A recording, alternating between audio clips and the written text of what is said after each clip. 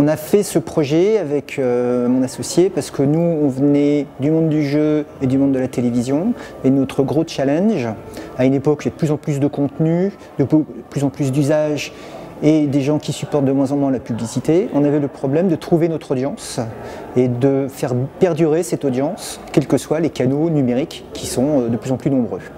Donc c'est pour ça qu'on a créé notre solution.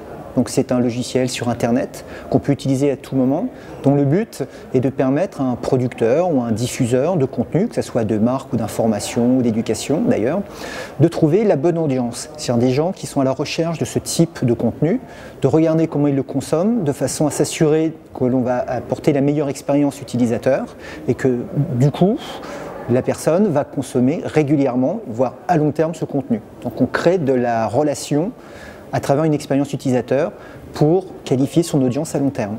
Notre plateforme, elle a été pensée dès le début en temps réel. Pourquoi? Parce que les gens interagissent en permanence.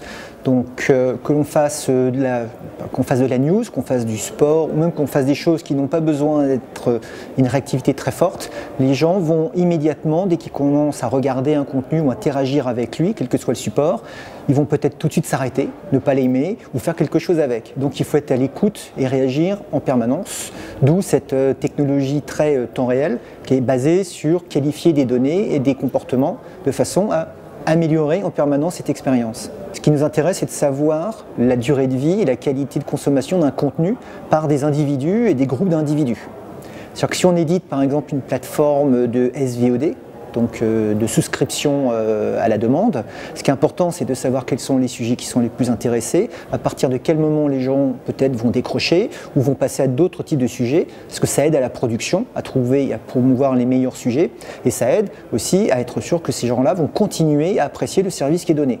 Donc nous, on est vraiment dans l'analyse en temps réel, comportement ou individu par individu, de façon à ce que le producteur sache toujours vraiment apporter le meilleur contenu. Un contenu, il a un endroit, je dirais, initial de diffusion, donc ça, en VOD par exemple, je sais pas, sur une box ou sur un site web, mais ce contenu potentiellement va se retrouver commenté ou partagé sur énormément de réseaux.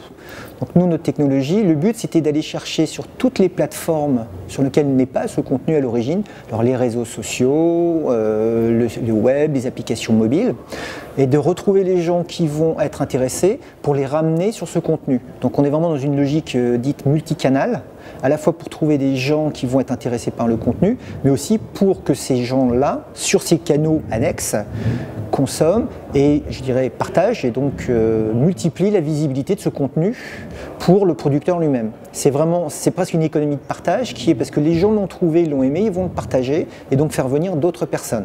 Tout ça, c'est intéressant à partir du moment où, évidemment, comme c'est du digital, nous, on a toute une technologie basée sur les données qui permet de comprendre le début, le milieu et la fin d'un intérêt d'une personne, et ça, quel que soit le type de réseau.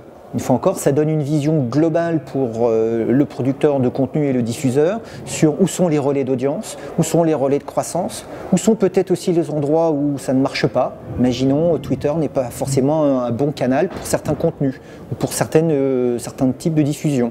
Et ça, ce sont des données qui sont donc en temps réel, ce qui permet de réagir très très vite. On sait que l'économie digitale en elle-même va très très vite.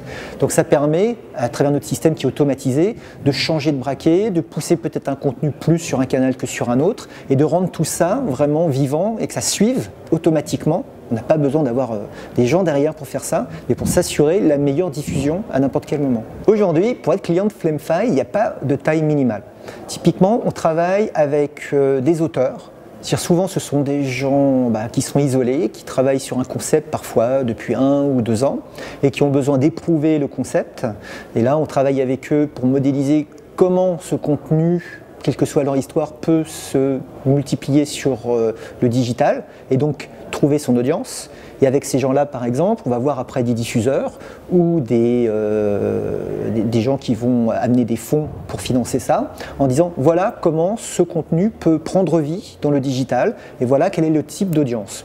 Ça, c'est ce que l'on fait souvent pour des petits porteurs de projets. On a une activité dite de mécénat créatif, où tous les ans, on accompagne une dizaine de projets comme ça. Certains projets ont été récemment achetés par France Télévisions, Nouvelles Écritures par exemple, et vont être à l'antenne l'année prochaine, parce qu'on a pu construire toute une logique, je dirais, d'audience, et donc à un moment ou un autre une logique de business model prouvant que ça va fonctionner.